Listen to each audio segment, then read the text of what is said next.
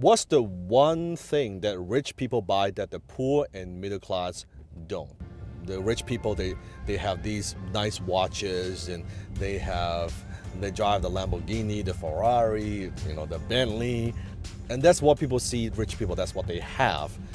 But that's not actually what got them there, right? So what did they actually buy? Rich people, one thing that they buy is they buy assets that the poor and the middle class don't. Now, what are assets? I'm talking about income producing assets. Assets that appreciate, assets that would make that money. So example, it could be a real piece of real estate. It could be an apartment building. It could be a company. It could be stock.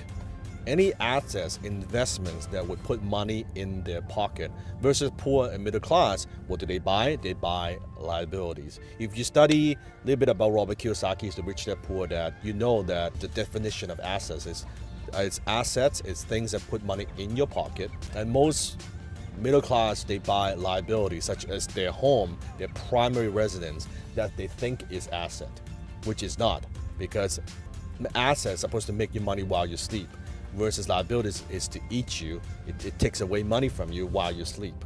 And you look at poor and middle class, you look at their financial statements, very often they have very little or no assets, zero assets, and they have a lot of liabilities, their home, their car, and all that stuff, but they have very little assets. So rich people, we buy assets first, then the assets buys our luxuries, versus the other way around. I'll give you a perfect example. So instead of asking yourself that, saying to yourself, I can't afford that, it's too expensive. Rich people, that's not how we think. That's a very low level poor person mentality. I can't afford it, right? Rich people, we ask the question, not only how can I afford it, but how can I make this make me money? How can I make this make me money? So instead of thinking, let's say for this car, so I could have just buy this Bentley anytime, but I waited for a period of time because I set a goal and say, okay, instead of just buying a liability, I need to buy the asset first.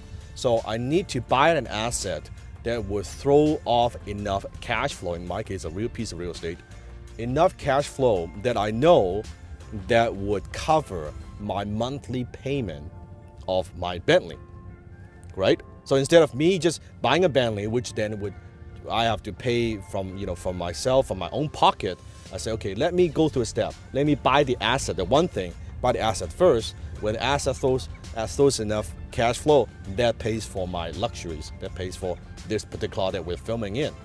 So even though when this car, I might change 2-3 years, when I no longer drive it, when I sell it, whatever it is, guess what? I still have the asset that's working for me. That's the difference.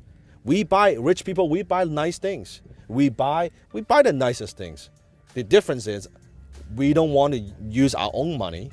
We buy the assets first, we invest first, we buy the investments first, then we buy liabilities.